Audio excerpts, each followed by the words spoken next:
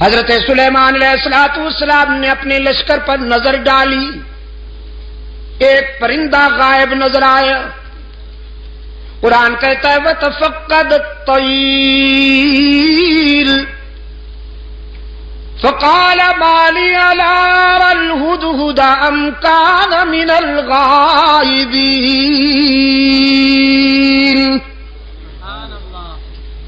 حضرت سلیمان علیہ السلام نے ایک پرندے کو غائب پایا، فرمانے لگے کیا بات ہے، مجھے ہدہد نظر نہیں آ رہا،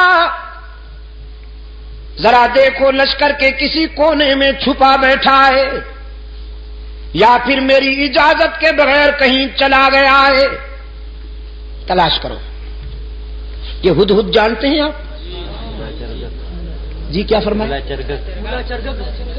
اچھا ملا چرگت، تمہارے صدقے جاؤں، یہ کب سے ملا بن گیا بھائی؟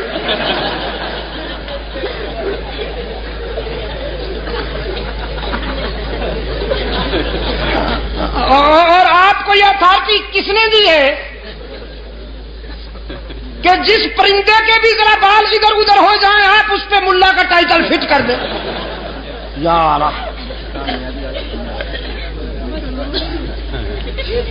چلو پھر بھی گوارا ہے، اچھا پرندہ ہے،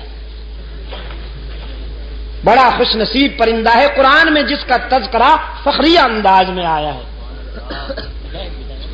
ہاں اس پر حسد کیا تھا کوے نے۔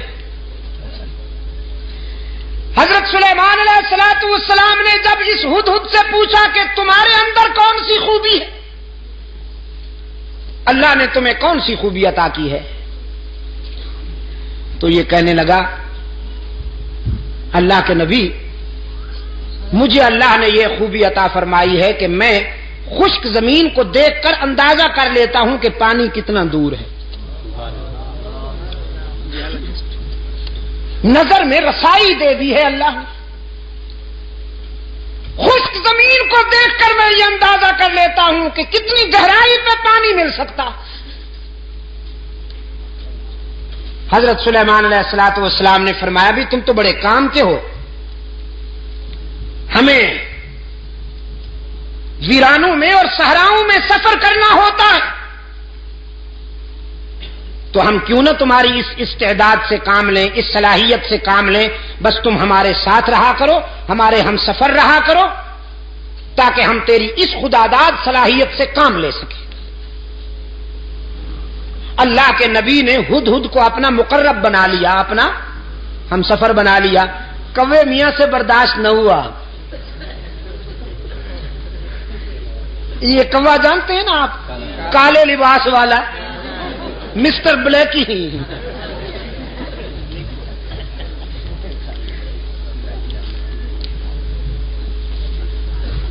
اس جنس سے ایسے فیصلے برداشت نہیں ہوا کرتے۔ اللہ کے رسول صلی اللہ علیہ وسلم نے صدیق اکبر کو اپنے پہلو میں سلا لیا، کبو کو برداشت ہوا نہیں ہوا، بڑی سخت تکلیف ہے بیچاروں کو۔ استغاثہ دائر کر دیا کوے نے ہدہد کے خلاف، اسکینڈل بنا لیا بدبخت نے، کہنے لگا واہ جی واہ، یہ کہتا ہے کہ میں خشک زمین دیکھ کر اندازہ کر لیتا ہوں کہ پانی کتنا دور ہوگا، بالکل غلط ہے۔ میں نے کئی مرتبہ دیکھا ہے کہ یہ جال میں پھنسا ہوا پھڑک رہا ہوتا ہے، اگر اس کی نظر میں اتنی رسائی ہے کہ یہ خشک زمین دیکھ کر پانی کی گہرائی معلوم کر لیتا ہے تو جال کو کیوں نہیں دیکھ لیتا، اس میں پھنس کیوں جاتا ہے؟ عیار تو بڑے ہوتے ہیں نا، یہ لفاظ اور لسان تو بڑے ہوتے ہیں۔ اس انداز خطابت میں استغاثہ دائر کیا کہ سننے والے بھی متاثر ہوئے، کہنے لگے جی بالکل ٹھیک ہے، یہ تو بات واقعی تفصیل طلب ہے، وضاحت طلب ہے کہ اگر ہدہد پانی کی گہرائی کو دیکھ لیتا ہے تو زمین کے اوپر جو جال تنا ہوا ہوتا ہے اس کو کیوں نہیں دیکھ لیتا؟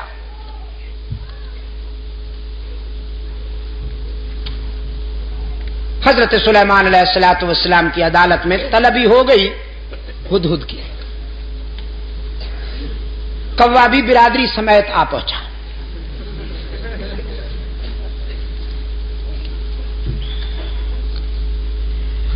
حضرت سلیمان علیہ الصلوۃ والسلام نے کوے سے کہا اپنا استغاثہ بیان کرو. اس نے وہ کہانی پھر دوہرا دی کہ جناب یہ کہتا ہے میں زمین کو دیکھتا ہوں تو اندازہ کر لیتا ہوں پانی کتنا دور ہے، جبکہ یہ زمین کے اوپر والے جال کو نہیں دیکھ سکتا، اس میں پھنس جاتا ہے، تو اس کا یہ دعویٰ غلط ہے، خلافت اس کو نہیں ہمیں ملنی چاہیے.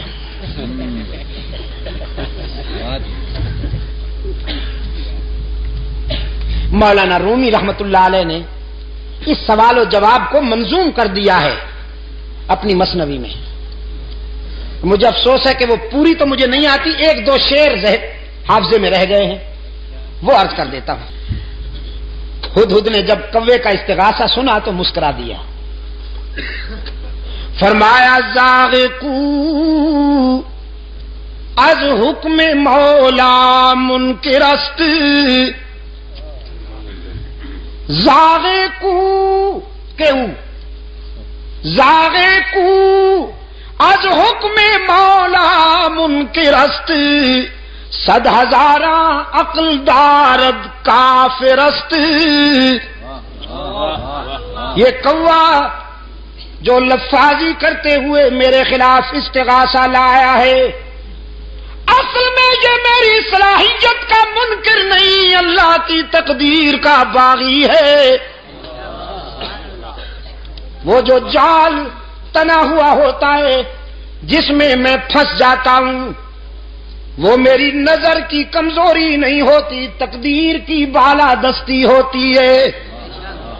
من ببینم دام را اندر ہوا، من ببینم دام را،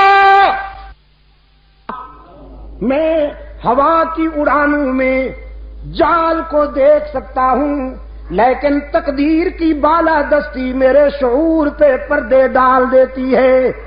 دیکھتا تو ہوں لیکن سمجھ نہیں پاتا، بالآخر جال میں پھنس جاتا ہوں. وہ میری نظر کی کمزوری نہیں ہوتی، اللہ کی تقدیر کا فیصلہ ہوتا ہے. سلیمان علیہ السلام نے فرمایا اخرج انک رجیم، دفعو نکل جا، بکواس کی ہے تو نے. اللہ نے جب یہ استعداد عطا کی ہے تو تجھ سے برداشت کیوں نہیں ہوتی؟ کوے نے کہا جی جاتے ہیں، ناراض کیوں ہوتے ہیں؟ جاتے ہیں ناراض کیوں ہوتے ہیں؟ نکل جاؤ نا. جاتے ہیں جی. احتجاج کرنے کی تو اجازت ہے، پروٹیسٹ تو کریں ہم ذرا، تحریک تو چلائیں آپ کے اس فیصلے کے خلاف. سلیمان علیہ السلام نے فرمایا قیامت تک چیختے اور چلاتے رہو گے، تمہارا منہ بھی کالا رہے گا، تمہارا جسم بھی کالا رہے گا. حسد کے مارے ہمیشہ حسد کے اندھیروں میں ڈوبے رہتے ہیں. اللہ جنہیں اپنے فضل و کرم سے نوازے وہ پیغمبر کے پہلو میں سوتے رہتے ہیں.